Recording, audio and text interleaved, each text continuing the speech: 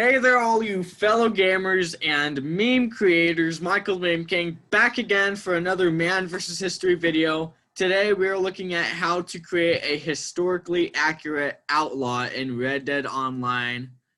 And of course, if you're not subscribed to Man vs. History, then what are you doing with your life? Subscribe to the man. He makes these videos.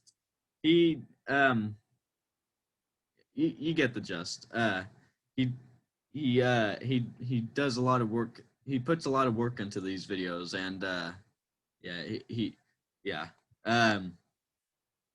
he's got 26.1k subscribers now, so he's gotten a lot more subscribers since the last time we did a reaction video. And I'm just gonna get straight into this because I'm running out of things to say.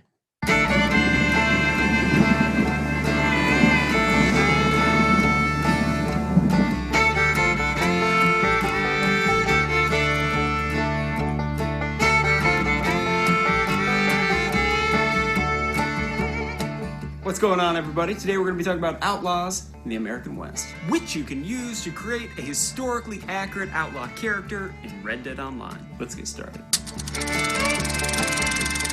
In its simplest form, one became an outlaw by breaking the law and subsequently avoiding justice. For instance, a Wyoming cattle rancher became an outlaw after he murdered his own brother, buried him in the garden, then ran away with his widow. A musician in Kentucky became an outlaw after he was arrested for stealing a young lady's umbrella, then skipped town while out on bail. A traveling salesman for the Sinclair Tea and Coffee Company became an outlaw after it was discovered that he was a bigamist and he fled the state and both his wives. Of course, kinslayers, umbrella thieves, and bigamists are not usually the outlaws that we seek to emulate in Red Dead Online. I mean, correct me if I'm wrong, but there can't be more than a handful of you guys clamoring to create historically accurate 1898 bigamists. And no, I'm not making that video. I think most of us want to create the quintessential Western outlaw, the horse thief, the cattle rustler, the bank, train, and stagecoach robbers of the Old West. And we want to dress them in a historically accurate way so they look the part. The problem, however, is that outlaws came from every background, profession, and geographical region, so they unsurprisingly dressed in a variety of ways. To further complicate our efforts to establish historically accurate outlaw clothing, it's important to note that many folks drifted back and forth across the legal line, hardly changing their clothing style in the process. Take Wyatt Earp, for instance. In 1869, he became the constable, that is, a policeman, of Lamar, Missouri. Following the death of his wife, he began to unravel. By 1871, he was arrested for stealing horses in Indian Territory, but escaped from jail before his trial. 4 years later, he was back on his feet serving as a police officer across state lines in Wichita. Bruh, guys, why that look like Hitler though? He's got the mustache. He got the hair. Bro, he kind of looks like Hitler. Just saying. Kansas. Another example is Henry Newton Brown. Here's a guy that rode with Billy the Kid in the Lincoln County War, then became the deputy sheriff of Oldham County, Texas. A couple years later, he moved to Kansas and became the deputy marshal of Caldwell, and 5 months after that, the city marshal. A year and a half later, he returned to his outlaw ways by robbing the Medicine Valley Bank in Oklahoma, after which he was captured and shot dead by a lynch mob. Consider the case of Henry Plummer, who, while sheriff in Montana, led a gang of 50 bandits called the Innocents that robbed, looted, and murdered his own townfolk. When the town found out that Plummer was behind it all, they formed a vigilante group, capturing Plummer and lynching 21 members of his gang. According to a March 1864 article in the Weekly Pioneer and Democrat, before the scaffold, Plummer, quote, weakened and begged, cried, and prayed to be let loose, but to no avail. He was hanged by the very people he was sworn to protect. So knowing how convoluted all this can be, I decided that the best course of action is to base these outlaw outfits off of known historical offenders in two different criminal categories: horse thieves and cattle rustlers in one, and bank, train, and stagecoach robbers in the other. We'll start with one of my favorite characters of the period, named James Riley, better known as Doc Middleton, who was one of the greatest horse thieves of the Old West. He stole his first horse at 14, following which he stole thousands more horses and cattle throughout his outlaw career. Doc was also quite recognizable for not only his exceptionally long beard, but also his gold front teeth, which, according to an 1898 article in Georgia's Evening News newspaper, once saved his life. According to the story, Middleton stole some ponies from a local tribe, and when tracked down, was spared because, quote, the Indians believed that Doc must have been favored by the Great Spirit in order to have gold teeth, and they would not kill him. Henceforth, natives referred to him as the Gold Chief, and never again dared to fire a shot at him because of his big medicine. Which is pretty damn cool. You can achieve Doc Middleton's look by purchasing some worn dark brown boots like the Nosalita, or stovepipe square-toe boots and depot pants. Over those, add the dark brown Alvarado chaps. Up top, you'll want the everyday overshirt in white and the black traditional vest. Add a pair of black leather gloves as well. As for the hat, the frontiersman is nearly perfect if it weren't for the cavalry rope and insignia, so instead go with the tan Cayuga hat. At this point, just add a long beard and some gold teeth and you're the new gold chief. Next up is Henry Bourne, better known as Dutch Henry, a man considered to be the most prolific horse thief and cattle rustler of the Old West. This guy led a horse and cattle stealing ring consisting of hundreds of rustlers spread across Kansas, eastern Colorado, New Mexico, and the Texas Panhandle. You can achieve Dutch Henry's look by purchasing the millwright boots and depot pants worn over the boots. Up top, you want the bib shirt in black and the brown military scout hat. The notorious Henry McCarty, better known as Billy the Kid, was a horse thief, cattle rustler, and legitimate gunfighter. Although legend places his number of killings in the 30s, it's thought that he conservatively killed around 8 people before his death at just 21 years of age. Achieving Billy the Kid's look and Red Down the Line is difficult, as we lack some of the crucial components, such as his cardigan sweater, unique hat, and light-colored neckerchief. Nonetheless, we can create an historically accurate variation. Start with the stovepipe square-toe boots worn over the brown depot pants. Up top, you'll want the red frumpy shirt. Over that, place the tan traditional vest and worn red narrow neckerchief. For a coat, use the blue Antoine jacket or any color of the military jacket. As for crowning our heads, I chose the Monterey hat, but again, it's not perfect. Other hats that work in a pinch include the black Purkis hat and the black stride hat. From here, you can mix and match different colored frumpy shirts, military jackets, and hats to get some other accurate variations of the one and only Billy the Kid. Most successful horse thieves and cattle rustlers had experience working as cowboys, and if they didn't, they still spent enough time in the saddle that they adopted many elements of cowboy attire. We see this with Doc Middleton, who wore stovepipe chaps but standard attire up top, or Dutch Henry, who wore a cowboy bib shirt up top but regular pants without chaps. As such, if you're designing a thief or rustler from scratch, you can simply start with standard working man's attire from the Old West, then add in cowboy components. So let's give it a go. We'll start with the brown stovepipe square-toe boots, clerk pants, and a white everyday shirt. Now you add cowboy elements: brown Alvarado chaps, a traditional vest, a neckerchief or bandana. Perhaps a sack coat over that. Bib shirts were also popular, but if you go that route, drop the vest. You can also pass on the chaps and instead tuck your pants into your boots, Texas style. From there, you can play around with different combos while still maintaining historical accuracy. For more details on appropriate historically accurate cowboy clothing, be sure to check out my video, How to Create a Historically Accurate Cowboy Character, in Red Dead Online. That was like the first video we did.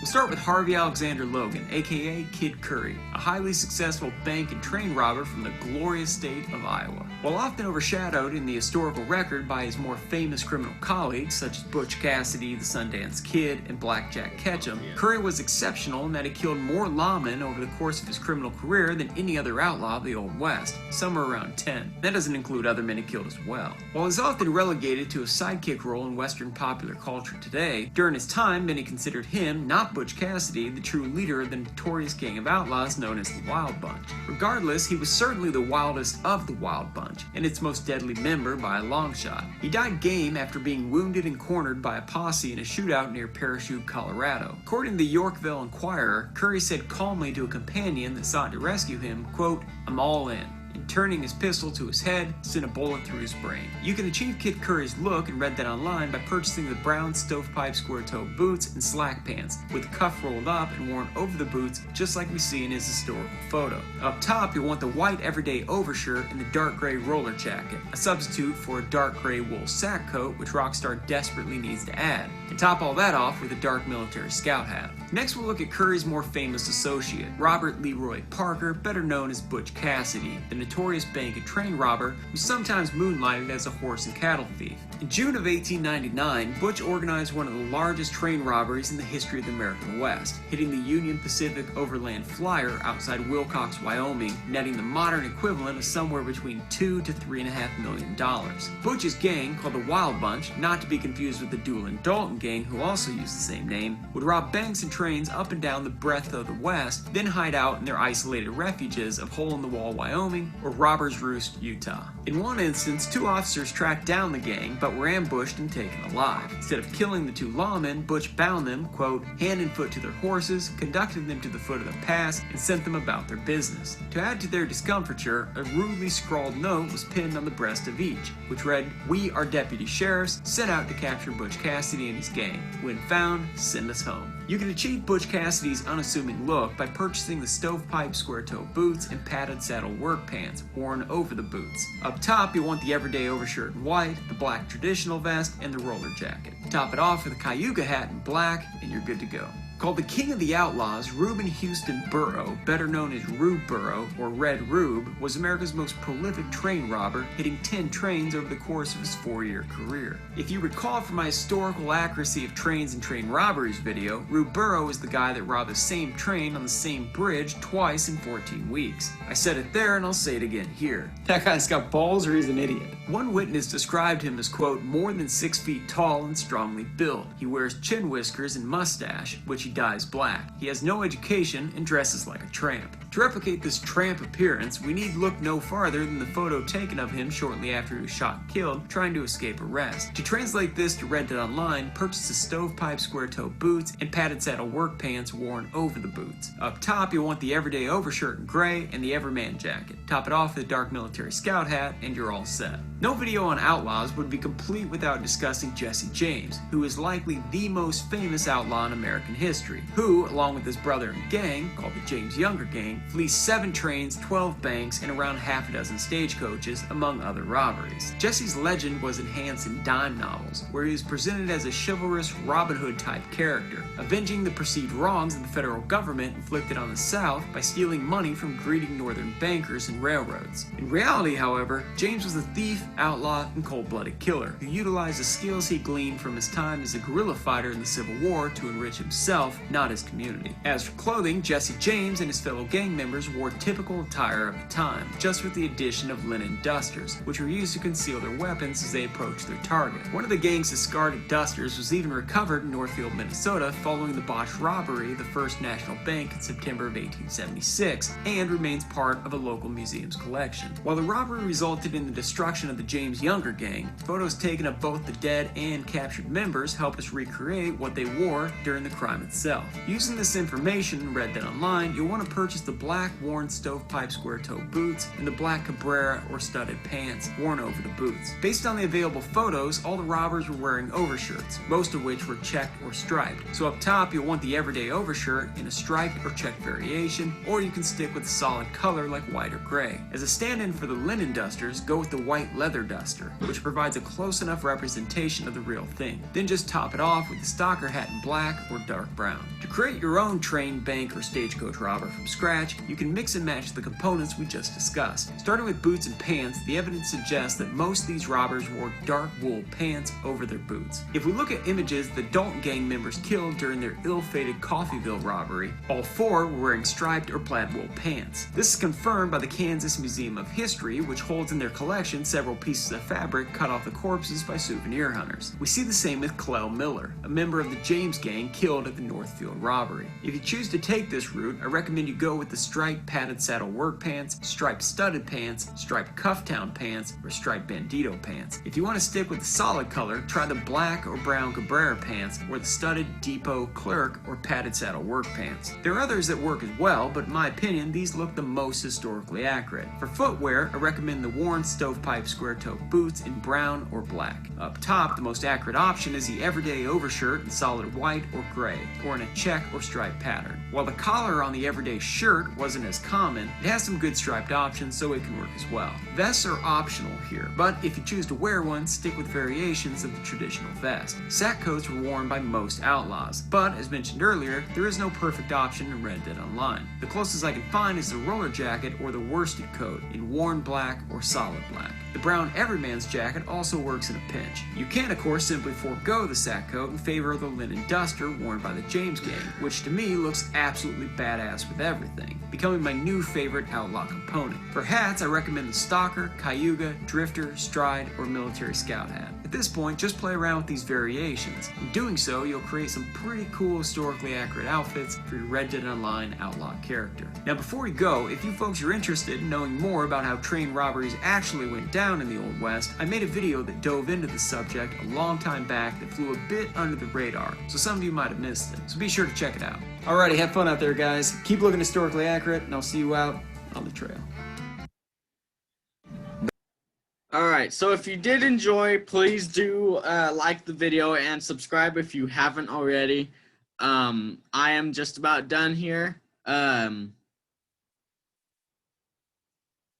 Yeah, I'm just gonna, I don't know. I'm choking on my own words. See you guys for the next video, which will hopefully be real soon.